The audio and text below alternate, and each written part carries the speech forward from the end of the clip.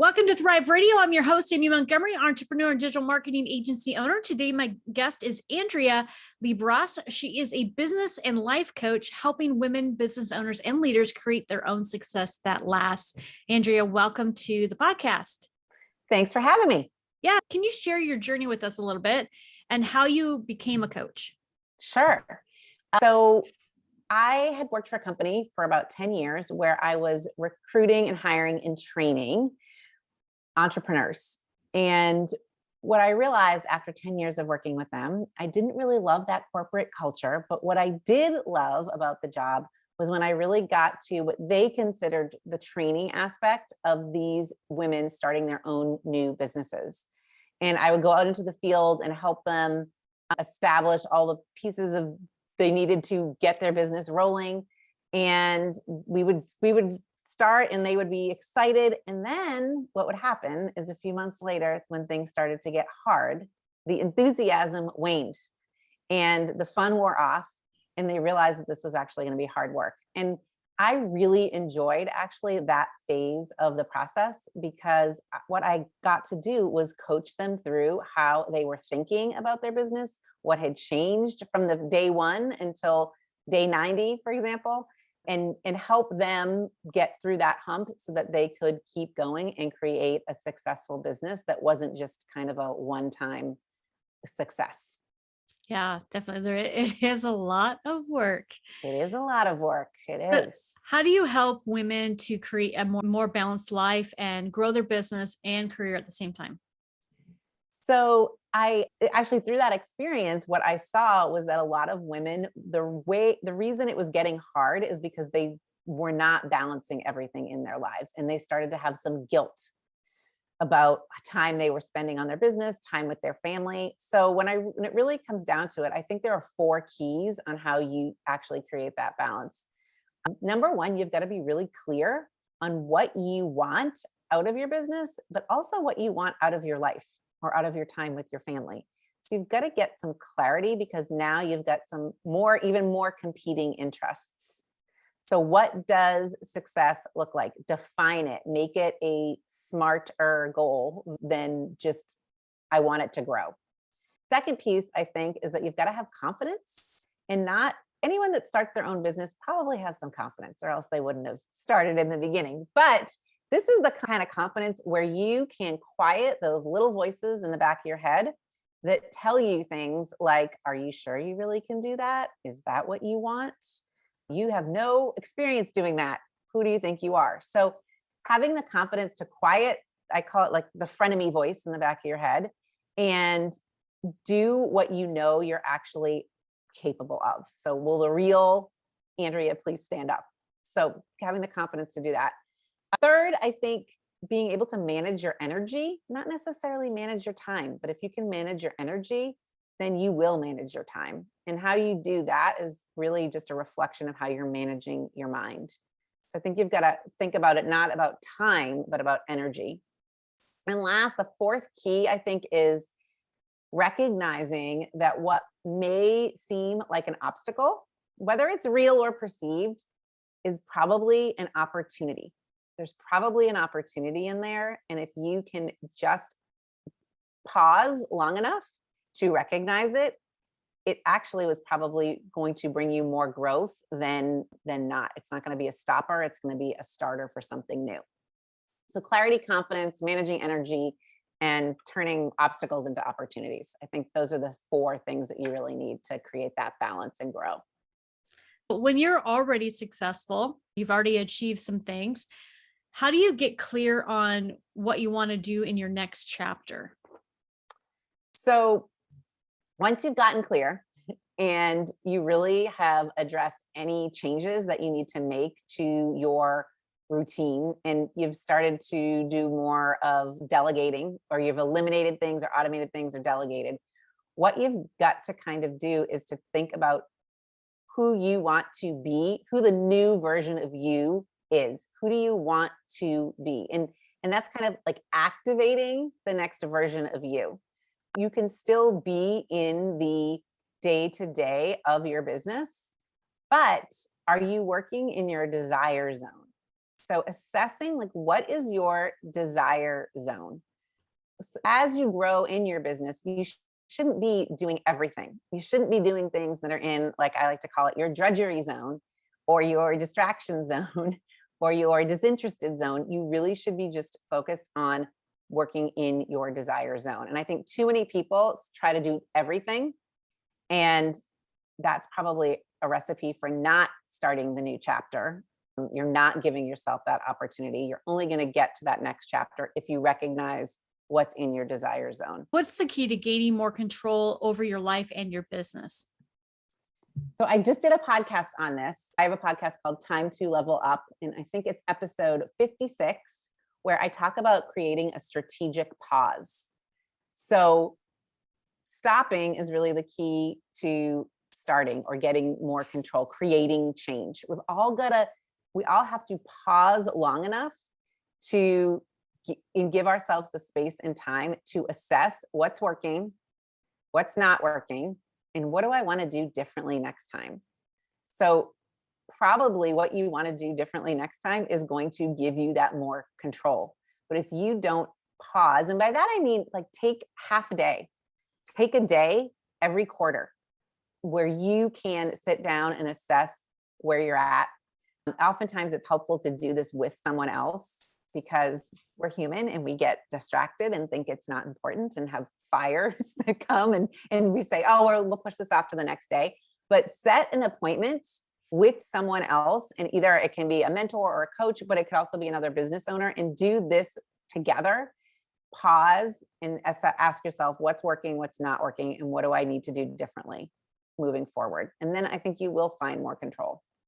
Most of my clients, what we do is every quarter we pull out whatever their business plan, I call it like a operating system basically, and see, is there traction in their business? Is what they're doing aligning with ultimately where they want to go, their 3-year plan or 10-year plan, not just the 1-year plan, but the 3 and 10.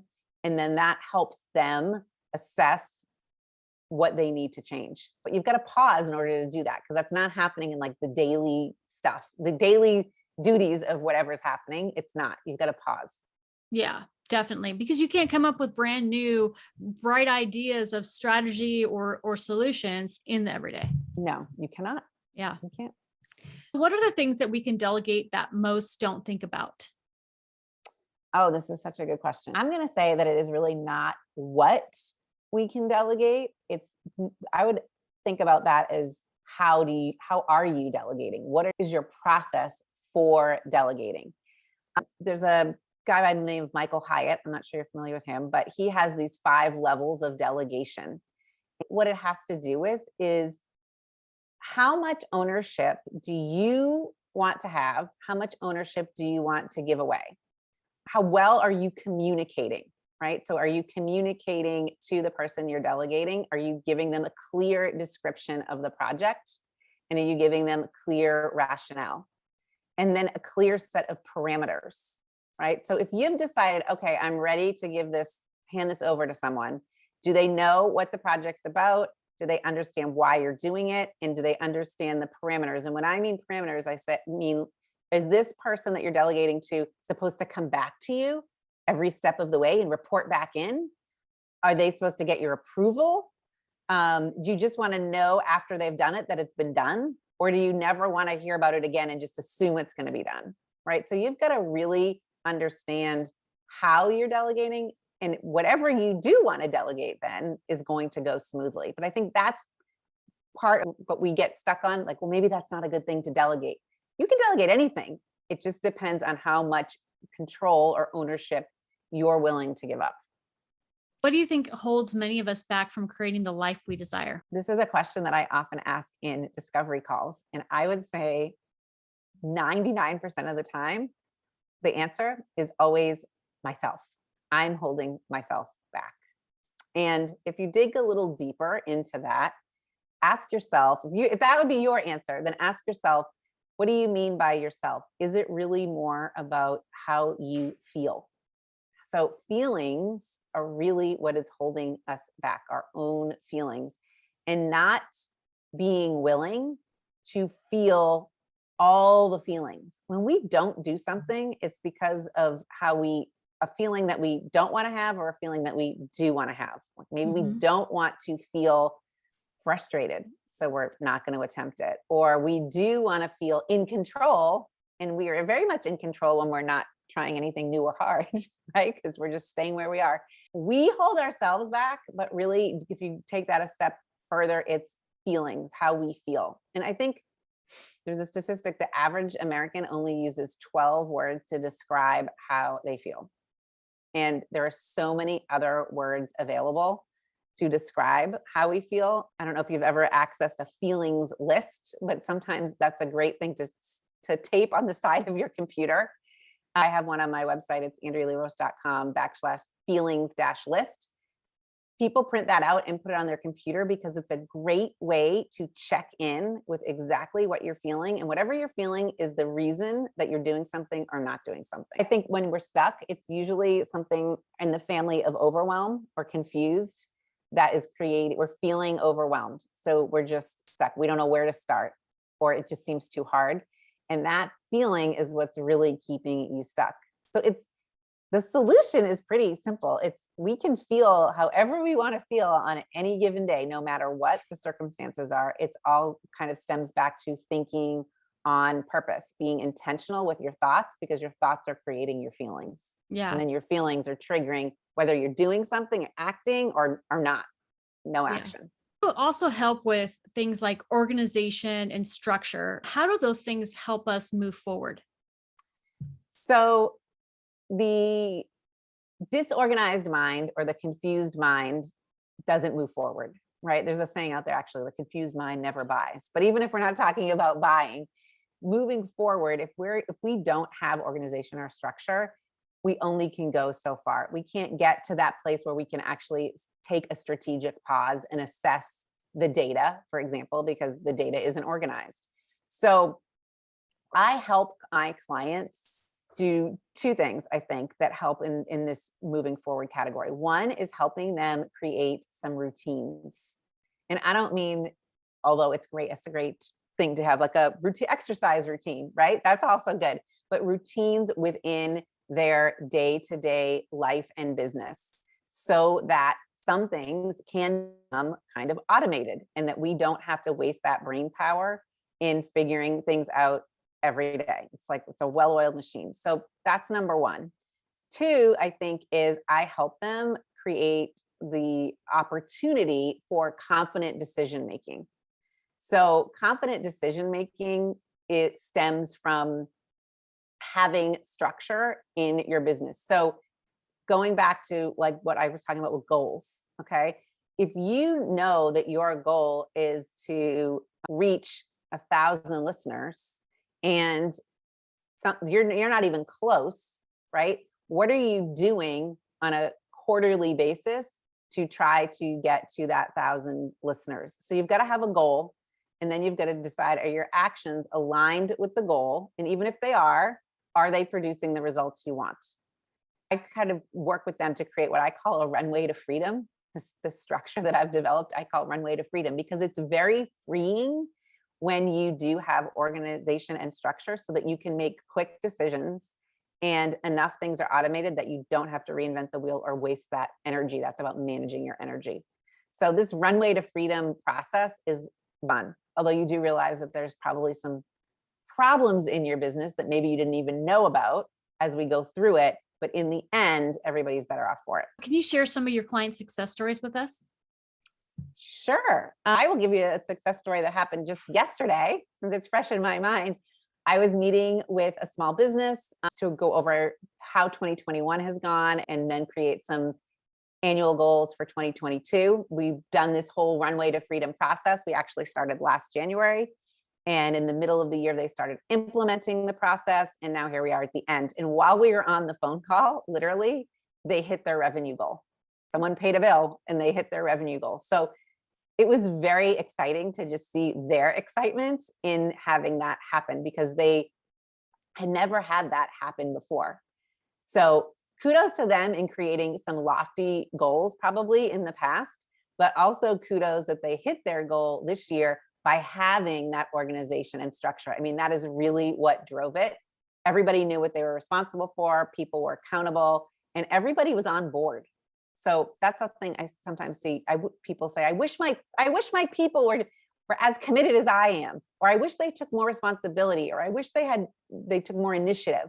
So do they know what they're responsible for? Do they know if you want them to take more initiative? Do they know why? Do they know where your business is heading? So all the people in this organization this year all got in the same boat, and they had the same rudder, directing the boat, and they hit that revenue goal. So that was super exciting. Another client, this is a woman, she's a mom with she has 4 little kids under the age of 10. She's got a 4-person team. And we too this year created that runway to freedom. And what was so interesting is that as we started the process, we were all business. We were really all business. And she realized that what was driving most of her overwhelm in her business was what was happening at home. So recognizing that, she made some changes at home. She got the support she needed for these 4 little kids so she could work. And she too has hit her goal this year. So those are both really exciting things that happened this year to some of my clients. Love that.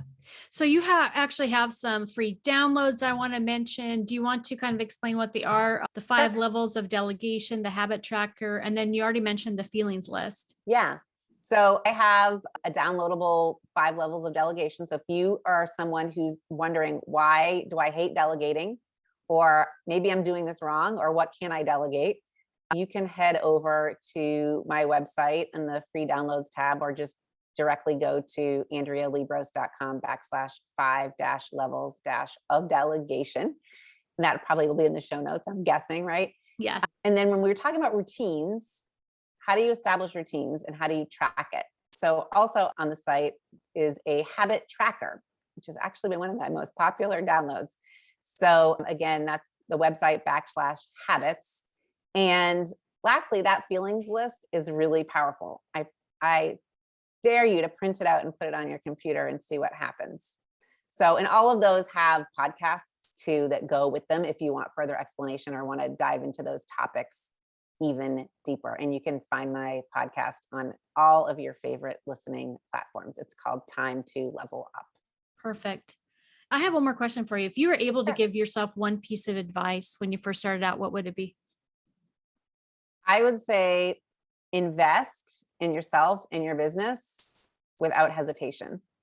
Don't wait until something happens before investing, thinking you need to be at X level, or you need to have so much money, or you need to have more time. Invest right away as much as possible, because that is really what's going to get you on the fast track.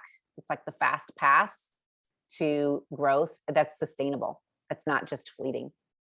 If there's someone that's listening and they would like to get a hold of you, check out your coaching, what's the best way to do that? The best way is to just go ahead and schedule a call, because we always can figure that out on a call, whether or not this is the right thing for you.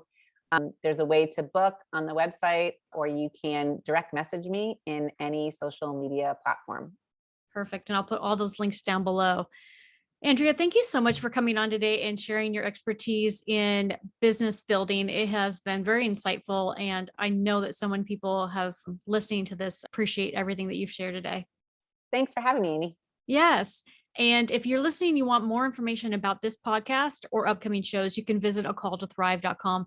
Thank you, everyone, and have a wonderful week.